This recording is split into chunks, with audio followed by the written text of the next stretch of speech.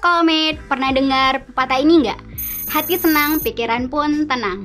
Nah, Schoolmate, sering nggak sih ngerasa nggak senang tiap kali belajar dan malah pelajarannya jadi nggak masuk? Kira-kira gimana ya kalau pepatah tadi kita terapin selama proses belajar supaya belajarmu jadi lebih menyenangkan dan pelajaran jadi lebih mudah untuk dimengerti? Yuk, simak tips dari sekolah.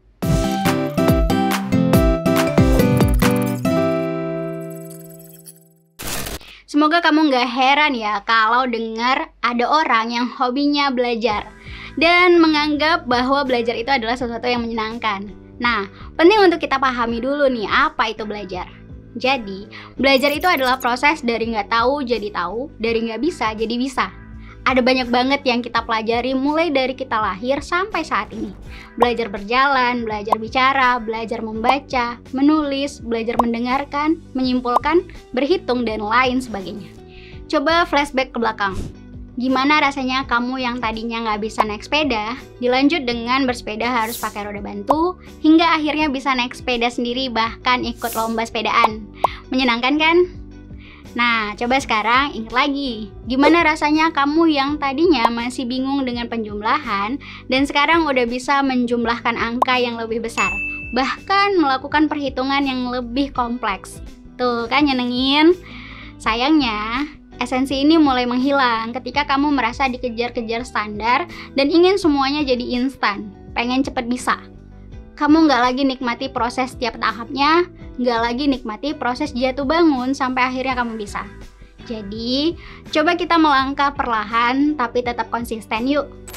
Nah, sekarang apa aja ya tips-tips agar belajar jadi menyenangkan? Yang pertama, tentukan dulu tujuan belajarmu. Seperti saat kamu belajar naik sepeda. Tujuannya adalah bisa bersepeda supaya bisa main sama teman-teman. Nah, coba tentukan tujuan semisal itu. Misalnya nih, kamu belajar perhitungan supaya jago berhitung, bisa ikut olimpiade matematika, dan jadi juara. Yang kedua, mulai dari yang mudah dulu untuk sampai ke tahap flow dalam belajar. Kamu sebaiknya memulai pelajaran dari tahap yang mudah dulu.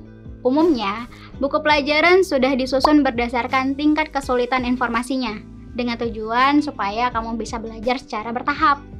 Dan yang ketiga, meski sedikit tapi konsisten. Jadi lebih baik kamu belajar 30 menit di luar jam belajar, tapi rutin daripada kamu belajar sehari semalam, tapi cuma saat itu aja. Yang keempat, pastikan kondisi fisikmu prima.